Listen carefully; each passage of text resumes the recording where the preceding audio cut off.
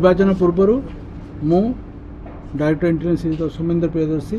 Additional DG law and order Shri Sanjay Kumar, ADG operation देवदत्त Singh, DIG SIW Shri Vishal Singh आम आज आसी कटक एरिया गलु। कटक एरिया बीएसएफ फोर्स और एसओजी फोर्स मान सहित वार्तालाप है ऑपरेशनल प्लान उपर आम आलोचना कलु एवं एटी आमर अनडिवाइडेड कोरापुट डिस्ट्रिक्ट कोरापुट मालकानगिरी नवरंगपुर और रायगड़ा एसपी मान सहित माओवादी स्थितिर समीक्षा कलु एवं आगामी निर्वाचन में केमती शांति श्रृंखला सहित हम विभिन्न दिग को आम आलोचना कलु। केवल माओवादी नु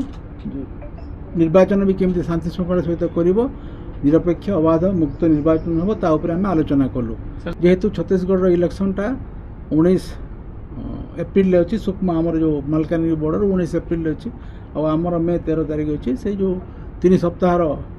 अंतर अच्छी से भितर माओवादी मैंने ओडिशा अंचल को आसवाई प्रचेषा करपारती एवं ताकू प्रतिहत करने आम ऑपरेशन जारी रखिबो। प्रथम थर पर आपने समस्ते जानते कि स्वाभिमान अंचल लोक मैंने निज अंचल भोट देवे। प्रथम थर पर आम स्वाभिमान अंचल भोट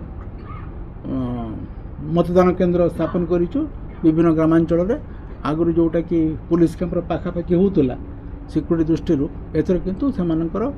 निज अंचल निज गाँव पाखे बूथ सब कराई प्राय 30टा ना 31टा बूथ अच्छी सेठी एवं ता उपरे आम सब प्रकार सुरक्षार बंदोबस्त करूँ।